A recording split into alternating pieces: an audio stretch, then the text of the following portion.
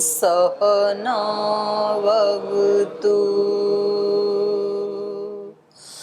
सहनौ भुनक्तु सह वीर्यं करवावहै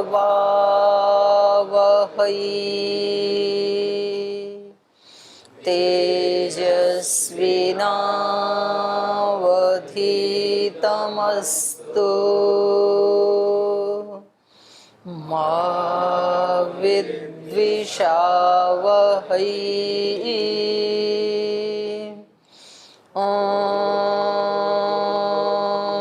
व्रतानां व्रतपते व्रतं चरिष्यामि तच्छकेयं तन्मे राध्यताम् इदमहमनृतात् सत्यमुपैमि ॐ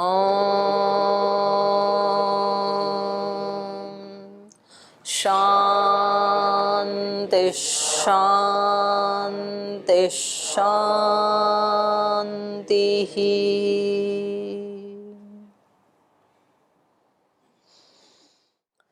तो आज हम रामायण पढ़ें उससे पहले आज क्योंकि कृष्ण जन्माष्टमी का भी पावन पर्व है, तो आपको कृष्ण जन्माष्टमी की बहुत बहुत शुभकामनाएं, बहुत बधाई, बहुत आशीर्वाद।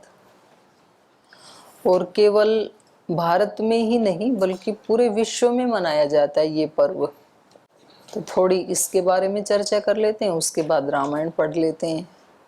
तो आप तो क्योंकि सब वैयाकरण हैं, संस्कृत जानने वाले हैं आप, तो कृष्ण शब्द जो है वो कृष धातु से बनता है।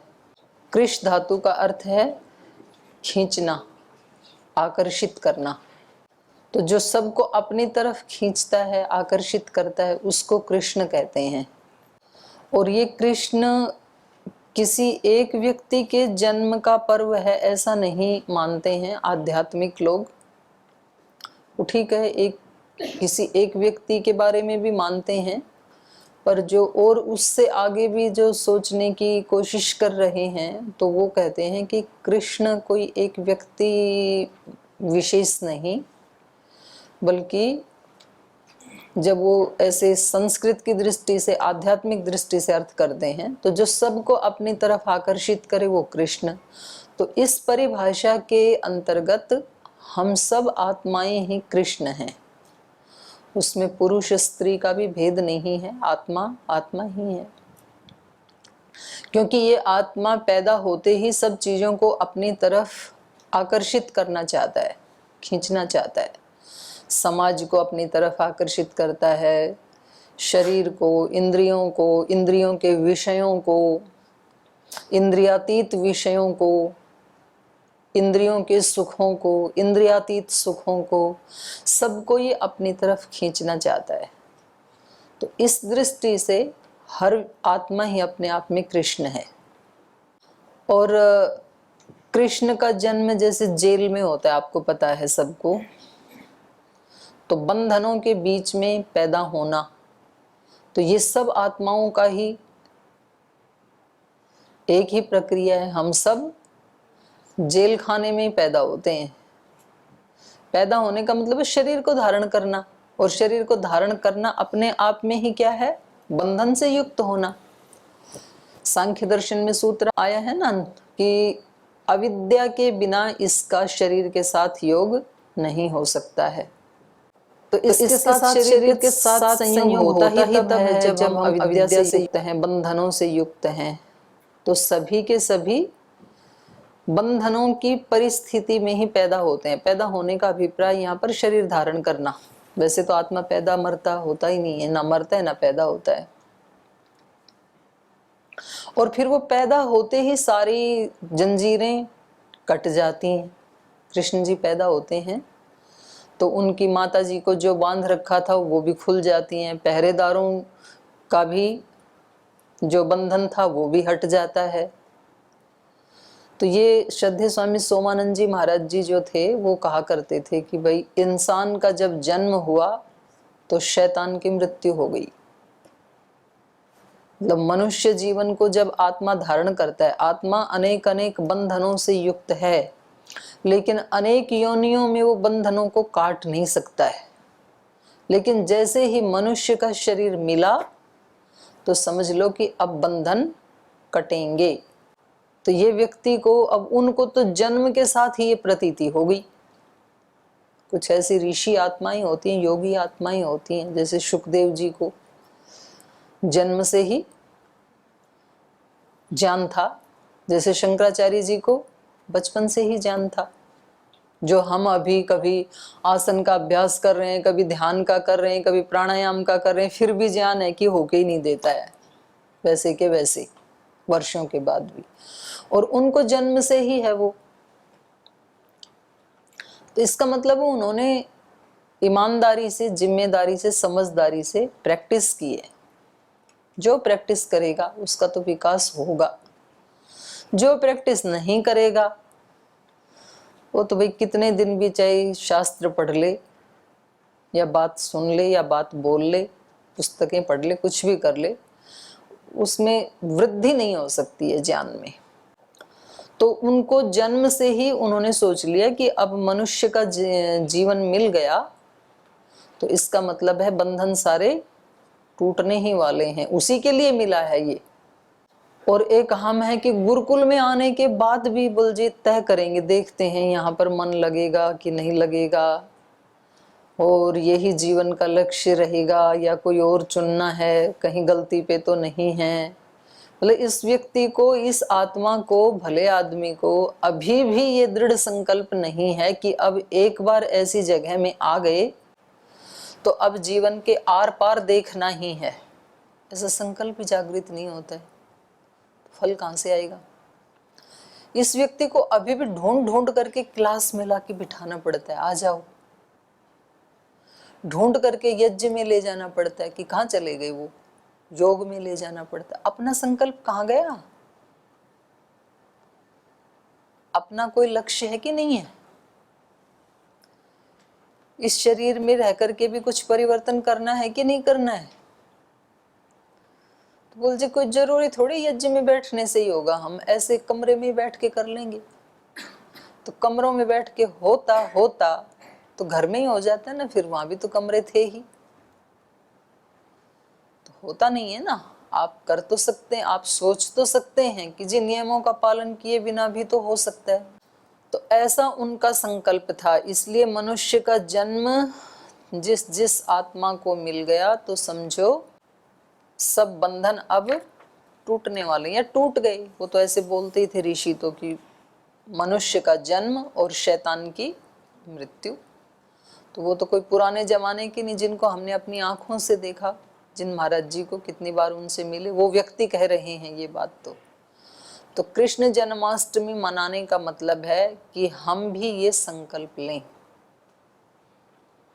कि हमें मनुष्य का जन्म मिल गया, हम एक ऐसे पवित्र स्थान में आ गए, हमें पढ़ने के लिए ऋषियों के ग्रंथ मिल गए, इसलिए अब कोई उपाय नहीं है जो हमें बंधन में रख सके। अब सब प्रकार के छोटे या बड़े अज्ञान के, अविद्या के बंधन तोड़ ही डालने हैं, ऐसे सोचना चाहिए कृष्ण जन्माष्टमी पे। फिर जब वो थोड़े से बड़े हुए तो जो अपने साथी हैं, मित्र हैं, तो उनके साथ वो नदियों की, पर्वतों की, उनकी पूजा करते हैं। बचपन में ही आपने देखा ना, इंद्र देवता नाराज हो गए कि आज तक तो यहाँ मेरी पूजा होती थी, अभी ये गोवर्धन की पूजा करवा रहे हैं, ये यमुना की पूजा करवा रहे हैं। तो वो बोलते हैं ना, होनहार वीरवान के होत चीकने पात। जो होनहार होते हैं वो बचपन से ही पूत के पैर पलने में दिखाई देते हैं, ऐसे बोलते हैं ना। तो वो पलने में ही कुछ अलग एक्टिविटीज करता है, जिसके पीछे के जो संस्कार हैं वो अन्य बच्चों से कुछ अलग ही होता है। तो ये भी ऐसे ही थे। ये कह रहे हैं कि भाई ये पर्वत हमें बारिश देता है, इसके कारण इससे हवाएं टकरा करके बारिश होती है। उससे हमारे यहाँ खेत खलिहानों में अन्न पैदा होता है, उस अन्न को खा के हमारे जीवन चलते हैं।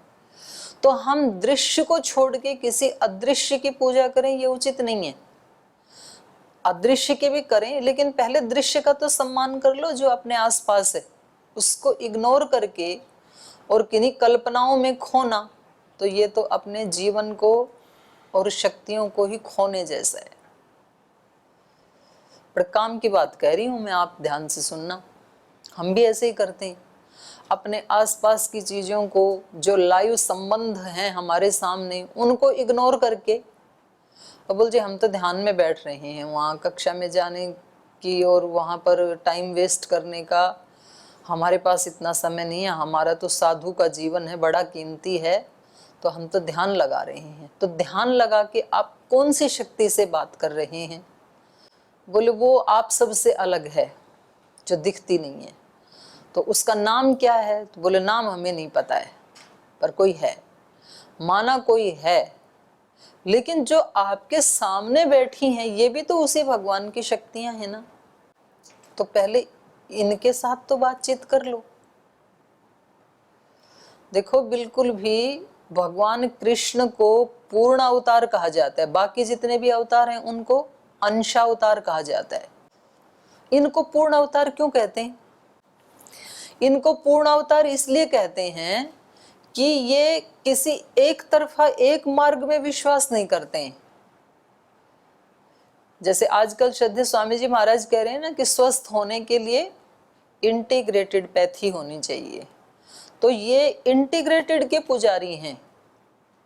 ये इंटीग्रेटेड वाली या होलिस्टिक वाली बात अभी धीरे धीरे समझ आ रही है लोगों को, उसको अपना रहे हैं। इसलिए कृष्ण की पूजा अभी आगे आगे आने वाले जमाने में और ज्यादा बढ़ेगी, बढ़ने वाली है। जो आत्मा समग्रता का पुजारी है वो आकर्षण का केंद्र बनेगा। कृष्ण वो बनेगा जो समग्रता का पुजारी है। अब हम कहते हैं ये जो दृश्य संबंध हैं इनसे हमें कुछ लेना देना नहीं है, हम किसी अदृश्य की पूजा कर रहे हैं। ऐसी कोई शक्ति है ही नहीं कि कहीं इस दृश्य का अंत हो जाएगा और वहां से अदृश्य की स्टार्टिंग होगी, ऐसा है ही नहीं। ये जो दिखाई दे रहा है ना, इसी में ही दृश्य और अदृश्य दोनों हैं। चाहे वो अपना शरीर है, पिंड है, चाहे ब्रह्मांड है। आप साइंटिस्ट से पूछें या अपने ऋषियों से ही पूछें, न्याय दर्शन का एक बहुत बड़ा प्रसंग चलता है दूसरे अध्याय में, अवयव अवयवी का। पढ़ा ना आपने? एक पक्ष कहता है कि ये कुछ भी अवयव है ही नहीं, सब क्या है? अवयवों का समूह है। तो सत्य क्या है? अवयव है, परमाणु सत्य है, ये अवयवी सत्य नहीं है। और दूसरा पक्ष कहता है कि नहीं भाई, आप ऐसे मत बोलो, आप ये बोलो अवयव भी सत्य हैं और ये अवयवी भी नहीं, तो व्यवहार नहीं चलेगा। लोक व्यवहार के लिए अवयवी को मानना जरूरी है, लेकिन अवयवी भी अवयवों से ही बना है। तो सूक्ष्म भी हैं शक्तियां इसी जगत में, और स्थूल तो दिखाई दे ही रही हैं। जो भी अपने संपर्क में आती हैं, चाहे वो जड़ हैं या चेतन वस्तुएं हैं, वो सब क्या हैं? वो भगवान का ही रूप है। अच्छा, उस अवयव से भी पीछे यदि आप जाएंगे, परमाणु से भी पीछे, तो साइंस कहती है कि वो परमाणु भी अपने आप में कुछ नहीं है, वो भी एनर्जी का ही घनीभूत रूप है। उससे भी, उसको भी यदि तोड़ेंगे तो क्या बच जाएगा? एनर्जी बचेगी, वेव कहेंगे उसको, तरंग कहेंगे। तो स्थूल को तोड़ते तोड़ते तोड़ते लास्ट में जाएंगे तो एनर्जी तक पहुंच जाएंगे। वही अदृश्य भगवान है। और उस अदृश्य भगवान को, उस एनर्जी को घनीभूत करते करते करते करते ये सृष्टि बन गई। ये उसी भगवान का दृश्य रूप है। तो उपनिषदों में भी बताया ना, ब्रह्म के दो रूप, मूर्तम च अमूर्तम च। तो ये इसमें टुकड़े मत करो, ये सब कुछ उस एक अखंड शक्ति के ही दो रूप हैं, मूर्त और अमूर्त। तो समग्रता के पुजारी हैं कृष्ण। वो अपने ग्वालों को, अपने गांव वालों को, उनको बताते हैं भाई तुम इस पर्वत की पूजा करो, नदियों की पूजा करो, जंगल की पूजा करो, इससे हमें सब मिलता है ना। और आज भी यदि हमें सुखी रहना है तो आज सब चिल्ला ही रहे हैं पर्यावरण के लिए। पढ़ाई में पर्यावरण के पेपर को अनिवार्य कर दिया नई शिक्षा नीति में, न्यू एजुकेशन पॉलिसी में। लेकिन पेपर पास करने से इस प्रकृति की रक्षा होगी नहीं। प्रकृति की रक्षा तो तब होगी जब इसमें पेड़ पौधे लगाएंगे, उसके संवर्धन करेंगे, संरक्षण करेंगे, उनसे प्रीति करेंगे। तो कृष्ण थोड़े बड़े होते हैं तो वो हमें प्रकृति से प्रीति करने की शिक्षा देते हैं, पहाड़ों से, वृक्षों से, नदियों से। तो इसलिए वो आकर्षण के केंद्र बनते हैं। फिर उससे और थोड़े से बड़े होते हैं, गोवर्धन की पूजा ये वो सब सिखा दिया। अब वो सबसे प्रीति करने में विश्वास करते हैं। वैसे तो छोटे बच्चे सब ऐसे ही होते हैं, छोटे बच्चे सब सबसे प्रीति करते हैं और बड़े होने के बाद पता लग जाते हैं ये मेरे घर वाले हैं, ये बाहर वाले हैं। तो कृष्ण के साथ छोटे बच्चे भी प्रीति करते हैं, युवक भी करते हैं, बुजुर्ग भी करते हैं, पुरुष भी करते हैं, महिलाएं भी करती हैं। क्यों करते हैं ऐसे? क्योंकि वो सबकी समस्याओं का समाधान देते हैं। किसी को कोई भी समस्या है, कृष्ण के पास पहुंच जाओ, चाहे तो वो शारीरिक समस्या है, कुब्जा की तरह, उसको भी ठीक कर दिया था कुबड़ी कुब्जा को उन्होंने। चाहे कोई आध्यात्मिक समस्या है, चाहे कोई आर्थिक समस्या है, कोई भी समस्या है तो सब उसकी तरफ खींचेंगे जो दूसरों की समस्याओं का समाधान करना सीखेगा। जो हमेशा अपनी ही समस्याओं से घिरा रहेगा कि मैं तो सबसे ज़्यादा परेशान हूँ, कोई भी मेरा ख्याल नहीं रखता है, कोई भी मेरी तरफ ध्यान नहीं देता है, तो भाई आप इतने भी ज़्यादा विशेष नहीं हो कि सब आपकी तरफ देखें। अपने आप को इतना विशेष क्यों मानते हो? ये भी तो हो सकता है कि आप सबका ख्याल रखें, ऐसा क्यों नहीं हो सकता? ऐसा व्यक्ति क्यों सोचे कि सब मेरा ध्यान रखें? ऐसा भी तो हो सकता है कि मैं सबका ध्यान रखूं। तो ऐसे कृष्ण सोचते हैं, वो कहते हैं मेरे को तो कोई दिक्कत है ही नहीं, मैं सबकी मिटाऊंगा। तो वो व्यक्ति आकर्षण का केंद्र बनेगा। जैसे श्रद्धेय स्वामी जी महाराज सबकी समस्याएं मिटाते हैं, इसलिए महाराज जी क्या हैं? आकर्षण के केंद्र हैं। नौकरी वाले भी इधर ही चल के आते हैं, युवक भी जी कहीं दे दो। जिनको आध्यात्मिक उन्नति करने वो भी इधर ही आते हैं। जिनको ज्ञान अर्जन करना है, ग्रंथ पढ़ने हैं, अपने आर्ष ग्रंथ, वो भी इधर ही आते हैं। जिनको बिजनेस व्यापार बढ़ाना है वो भी इधर ही आते हैं। जिनको शारीरिक रोग हैं वो भी इधर आते हैं। सब समस्याओं का जो समाधान करे। शिक्षा नीति का सारे स्कूल वाले भी इधर ही आ रहे हैं जी, आप ही चेंज कर सकते हैं। और फिर उससे थोड़े से बड़े होते हैं तो वो फिर जो एक आतताई कंस है, जो सारा तो घी टैक्स के रूप में मंगवाता था, मक्खन, मतलब गायों की सेवा करें गांव वाले और मक्खन खाएं कंस और उसके परिवार वाले। तो कृष्ण जी ने कहा बंद करो ये अत्याचार। ये क्या मतलब हुआ? गोबर हम उठाएं, चारा हम खिलाएं, खेत में से काट के हम लाएं और मक्खन मलाई सारी मथुरा चली जाए। ये कौन सा न्याय? वह बंद करो। तो जो वो बेचारी घड़े में भर भर के ले जाती थी महिलाएं वहाँ पहुँचाने के लिए, तो उनके तोड़ तोड़ के गिरा देते थे। आज भी कुछ लोगों ने मटकी बांधी है ना ऊपर, जन्माष्टमी को मटकी तोड़ते हैं। तो वो जो एक अपराधों का घड़ा था उसको कृष्ण ने तोड़ा। ऐसी हिम्मत करना, व्यक्ति की तो इतनी हिम्मत नहीं है कि वो अपने वाले अपराधों के घड़े को ही तोड़ सके। अपने अपराधों के घड़े को और ज्यादा पुष्ट करता रहता है व्यक्ति। उसको मतलब कुछ सिखाए कोई तो वो अपने उसको बिल्कुल ठीक साबित करने के लिए सारी शक्ति लड़ा देता है कि नहीं जी मैं ही ठीक था। तो ठीक है, आप साबित तो कर दोगे ये शब्दों में तर्क करके, दूसरा व्यक्ति कहेगा ठीक है भैया बहस तो कौन करे आपसे, लेकिन आपका लाभ तो नहीं होगा ना। लाभ तो तब होता उसको स्वीकार करके और फिर शक्ति लड़ा देते उसको हटाने में। ठीक है भाई, इसको हटा देते हैं इस चीज को। और फिर जब वो कंस इस बात को स्वीकार नहीं करते हैं, अहंकारी व्यक्ति जल्दी से स्वीकार नहीं करता है कि कोई उसके विधान को कैसे तोड़ सकता है, चाहे वो ठीक था या गलत था। तो बोले ये कैसे हिम्मत हो गई एक साधारण लड़के की, कोई इतने वर्षों से जो टैक्स आ रहा था, जो घी दूध सब आ रहा था यहाँ पे मथुरा में, इसको कैसे बंद कर सकता है कोई। तो फिर वो उसको बुलाते हैं और वो भी बड़े मतलब साहस के साथ जाते हैं।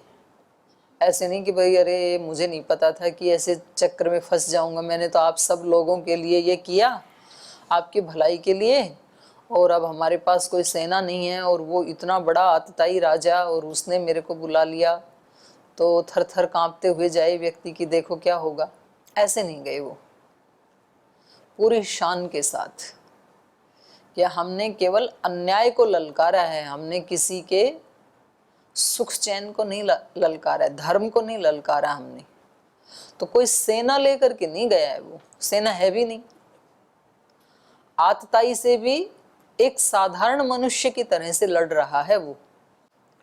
तो आतंक चाहे बाहर हो चाहे अंदर हो, अपने अंदर हो, तो व्यक्ति को ये नहीं सोचना चाहिए कि भाई मेरे अंदर में कोई राजा बनूंगा, कोई सेना होगी, कोई मेरे पास संपत्ति आएगी तब हम इनके साथ लड़ेंगे।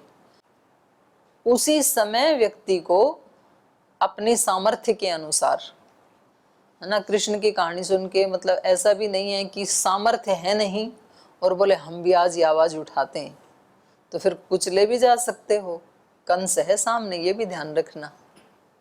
पर अपनी सामर्थ्य यदि आत्मा की इतनी है, आपने उसको पहचान लिया है या उसको अभ्यास के द्वारा विकसित कर लिया है, तो फिर आप बिना युद्ध के भी दूसरे व्यक्ति के अन्याय को पराजित कर सकते हैं और अपने भी दोषों को पराजित कर सकते हैं। माने कंस के साथ कोई ऐसे महाभारत जैसा या रामायण जैसा युद्ध नहीं हुआ था सेना आदि लेकर के, लेकिन अकेले ही व्यक्ति ने कंस के सारे अन्यायों को धराशाही कर दिया, इसलिए वो कृष्ण बने। तो मैं ये सारी चर्चाएं इसलिए कर रही हूँ कि एक आत्मा का विकास कैसे होता है, वो कृष्ण कैसे बनता है, आकर्षण का केंद्र कैसे बनता है। जैसे हम पतंजलि को ही लें, श्रद्धेय स्वामी जी महाराज को लें, तो आज जैसे ये पतंजलि आकर्षण का केंद्र बना है, श्रद्धेय स्वामी जी महाराज पूज्य आचार्य जी जो आकर्षण के केंद्र बने हैं, वो कैसे बने, ये यात्रा कहाँ से शुरू हुई। तो उस यात्रा को, श्रद्धेय स्वामी जी महाराज की, पूज्य आचार्य जी की यात्रा को मैंने 85 से तो अपनी आंखों से देखा है। 85 में जब महाराज जी घर छोड़ के गुरुकुल खानपुर में आए थे, वहां से मैंने देखा नजदीक से, तो कैसे कैसे आगे बढ़ी है वो, सबके प्रति न्याय दिलाने का भाव, सबकी सेवा करने का भाव, सबसे प्रीति करने का भाव, अपने संकल्प के ऊपर दृढ़ रहने का भाव, अथक पुरुषार्थ करने का भाव। तो ये सारे गुण कृष्ण में हैं। और फिर वो उसी समय में, मतलब उसके बहुत सारे पक्ष हैं कृष्ण के जीवन के। नारी जाति का भी सबसे बड़ा हितैषी उस समय में इतिहास में यदि कोई रहा तो भगवान कृष्ण हैं। रुक्मणी, वो जो कि कृष्ण से शादी करना चाहती है और उनके घर वाले तो किसी दूसरे से शादी करना चाहते हैं, तो वो वहां उपस्थित हो जाते हैं। और इनकी अपनी बहन सुभद्रा अर्जुन से शादी करना चाहती है, तो अपने भाई बलराम को भी उसमें दे करके, थोड़ा बहकावे में लेकर के, और उसको विदा कर देते हैं सुभद्रा को। और भी उस समय जितनी भी वंचित शोषित महिलाएं थी, उनको अपना नाम दे करके कि ये मेरे से संबंधित हैं, और उनको उभारा। फिर तो महिलाओं को पुरुषों के बराबर दर्जा दिलाने वाला, भाई इनका भी अधिकार है, वो भी स्वतंत्र रूप से अपने भावों को, अपने मत को अभिव्यक्त कर सकती हैं, वो भी कृष्ण के जीवन में है। तो महिलाएं भी बहुत सपोर्टर रही हैं श्री कृष्ण की। जैसे आज श्रद्धेय स्वामी जी महाराज की महिला पतंजलि योग समिति बहुत बड़ी संख्या है सपोर्ट करने वाली, भाइयों से भी ज़्यादा बड़ी संख्या है। कम से कम 15-20 लाख बहनें हैं जो संगठन से जुड़ी हुई हैं। और वैसे नहीं जुड़े हैं ऐसे तो बहुत हैं। तो हर घर में जो महाराज जी से शत्रुता करने वाले हैं ना, उनके घर में भी एक कोई उनकी पत्नी या माँ महाराज जी की सपोर्टर मिल जाती है। तो कहते हैं कि जी हमारे को ना ये हमारी माता जी ने चेंज कर दिया। वो कहती थी कि स्वामी जी के साथ झगड़ा नहीं करना। अभी कल परसों ही किसी ने कहा कि भाई महाराज जी को बताओ, महाराज जी ना इसको एलोपैथी को इतनी ज़्यादा गालियाँ ना दें, उसको लिपापोथीपैथी, एररपैथी ऐसे ऐसे शब्द ना कहें, आयुर्वेद योग को खूब ज़्यादा महिमा मंडित करें, नहीं तो ये डॉक्टर्स हैं ना ये बहिष्कार करेंगे महाराज जी का। तो महाराज जी बोले स्वीकार ही कब किया था जो बहिष्कार करेंगे? स्वीकार कब किया था? इन्होंने किया ही नहीं था ना। तो ऐसे कृष्ण किसी भी अन्याय को, किसी भी असत्य को स्वीकार करने के लिए तैयार नहीं होते हैं। नारी जाति के प्रबल पोषक हैं। और कोई व्यक्ति ना उनके एक एक पक्ष को अपने जीवन में उठा करके फिर वो एक एक पक्ष भी उनका अपने आप में पूर्ण है। जैसे उस उनके स्वरूप, उनके जीवन के जो अलग अलग स्वरूप है ना, वो सबके सब स्वरूप के सब व्यक्ति पुजारी नहीं होते हैं। जैसे भागवत के कृष्ण एक बिल्कुल अलग कृष्ण है और गीता के कृष्ण एक बिल्कुल अलग कृष्ण है। भागवत वालों को गीता वाला कृष्ण पसंद नहीं आते। बोले कहाँ ये युद्ध आदि, धनुष उठाओ, ये करो वो करो। हमारे कृष्ण तो वो अलग वाले कृष्ण हैं, उनके रासलीला वाले, आनंद वाले। और कृष्ण का सबसे बड़ा गुण ये है कि वो हर परिस्थिति में उसको स्वीकार करते हैं। परिस्थिति को स्वीकार करते ही वो हल्की हो जाती है। जब तक परिस्थिति को रिजेक्ट करते हैं तब तक वो भारी हो जाती है। जिन व्यक्तियों को, जिन वस्तुओं को आप देखना नहीं चाहते हैं, ज्यादातर दिमाग में वही रहती हैं। कितनी बड़ी समस्या है। मतलब जिनको बिल्कुल पसंद नहीं करते हैं, बार बार उन्हीं का ही चिंतन, उन्हीं का ही मनन, उन्हीं के ही दोष देखते रहते हैं और दिमाग में वो ही छाए रहते हैं। ऐसा क्यों होता है? क्योंकि हम उस व्यक्ति को या उस वस्तु को या उस परिस्थिति को रिजेक्ट करते हैं, नहीं चाहते हैं हम। तो या तो वो व्यक्ति या वस्तु हटेगा और या तो फिर हम ही हट जाएंगे, हम ही चले जाएंगे इधर उधर, स्वीकार नहीं करते हैं। कृष्ण कहते हैं भाई ये सारा संसार भगवान का ही रूप है, रात दिन सुख दुख ये सब आएंगे, तो वो स्वीकार कर लेते हैं। स्वीकार करते ही फिर वो हर परिस्थिति में मुस्कुरा सकते हैं। और यदि एक चीज को स्वीकार करते हैं और एक को नहीं करते हैं तो फिर तो जिंदगी में कभी खुशी कभी गम यही रहेगा। क्योंकि अनुकूल चीज आएगी तो व्यक्ति खुश होगा जरूर, और प्रतिकूल आते ही फिर गम आएगा। ये भी हो सकता था कि हमेशा ही खुशी हो, तो ये तो कृष्ण के ही जीवन में हो सकता है। तो ये योग वाली भाषा है फिर, समत्वम योग उच्यते। अब गीता के कृष्ण बिल्कुल अलग हैं। मतलब जिनके मन में इतनी करुणा है, इतना प्रेम है, सबके हितों की रक्षा करने वाले हैं, वही कृष्ण यदि आवश्यकता पड़े तो युद्ध के लिए भी तैयार हो जाते हैं। और वो युद्ध भी नारी जाति के अपमान के कारण ही उन्होंने सबसे ज्यादा उसको बल दिया। बाकी जमीन जायदाद के झगड़े होते तो शायद कृष्ण महाभारत का युद्ध नहीं करवाते।